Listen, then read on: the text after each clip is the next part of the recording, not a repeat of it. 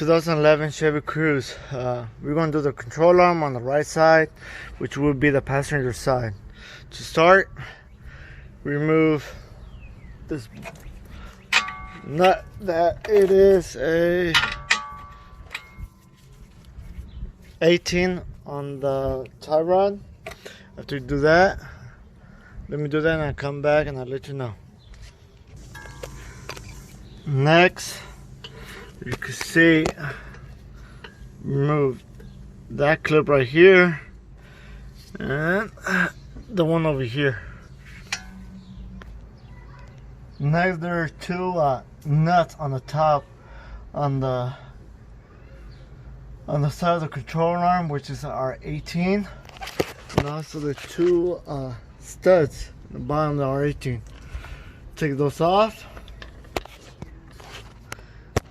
Next, there is a 15 stud with a if I could focus, 15 nut. You have to take that off. After that, there's a bolt and a nut on this side, 18s each. Taking them out, and I will show you when you are pretty much ready to take them off, to the whole control arm off. Pretty much the ball joint that goes right to the knuckle is kind of seized up on the shaft, so I'm going to take off this axle nut, put the axle out of the way, and try to use our air hammer, or in case you don't have the access to one, use a chisel with a hammer and it should work itself out. So I'll put some PB blast on this on the threads so I won't wire them up. And pretty much you can see in the back, I'm about to take that off. I'm going to push a little bit more in, so in case when I start hitting it with an air hammer, it has somewhere to not fall on me. Okay, let me get it done and I'll be back. I had to remove these two, which is our 18 studs and nuts. After that, pretty much like I told you, I removed the axle nut, which is a 32. So after I got that off, I have it over here on the side. I used an air hammer. You can see where I hit it at. Here I tried it before I removed this piece. So now I'm going to take off that stud to the whole arm off, clean this up, clean the face up where this mates up with. More likely I'm going to clean the inside of this too, just cause, and go from there. You see here where it says arm to subframe, front and rear, which means these two and that single one over there.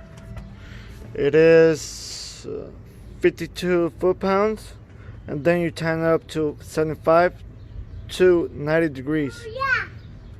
So let's do that and let's see what next.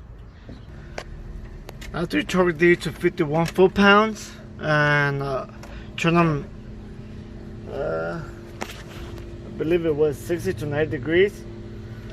The next thing to do is I typically like to put some anti-seize on the shaft of the ball joint, due to the fact that over here up north it gets pretty much corrosion and it's a little bit more difficult to take off, so it's just easier for the next guy that does it. And let me put this on and I'll be back. So on the bolt that goes to the ball joint, I like to put some Loctite. I don't know if you can see right there. So and then on the shaft, where my finger's at, I like to put some anti-seize so the one gets stuck there. And oh, that noise, my son. So he's my little helper for right now. Put it through the ball joint where with the pinch, the pinch bolt, and torque it down. I will tell you when I get it done with the torque spec is that pretty much after you tighten up the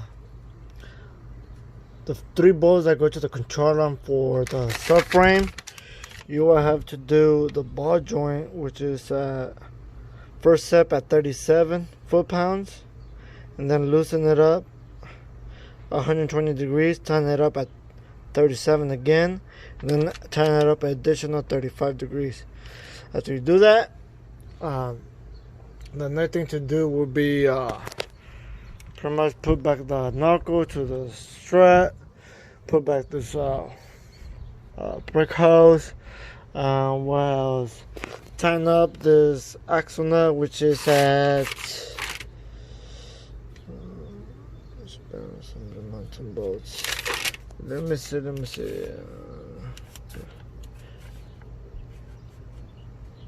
It says chapter 8. So for the hub nut, you tighten it up to 111 foot-pounds, tighten it up additional 45 degrees, and then your last step is 184 degrees. So let's go ahead and do that, and I'll be back. And then for the knuckle to the strut, you have to go 66 foot-pounds, and then additional 60 to 75 degrees. Then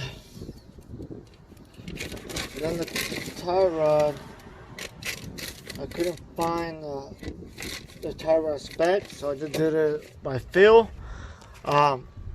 Me, typically this is my wife's car, so I know in the future I'm going to be working on it, so I like to put anti-seize on the shaft that goes right here on the tie rod. Just a little bit, don't put it too much, because they're not like, anti-seize is known to go all over the place. Some in the spline of the axle shaft. Then on the ball joint, the pinch bolt, put back your pretty much your Christmas trees on the location for the ABS sensor. Make sure everything's tight. These I believe they're 98 foot-pounds on your wheels. Don't quote me on that. But if you're able to find it, go ahead. If not, well, give me 1 second, I will let you know. So the wheel nuts, well, lug nuts, are 103 foot-pounds. So get everything together. I mean, I'll try to get as close as I can for the alignment. But either way, I'm going to still take it to a alignment shop and get aligned. Besides that, everything seems okay. If you need any other questions, just shoot me a text. Please subscribe, like. If you have a comment, criticism, wherever, please go ahead and drop it down on the, you know where. And thank you.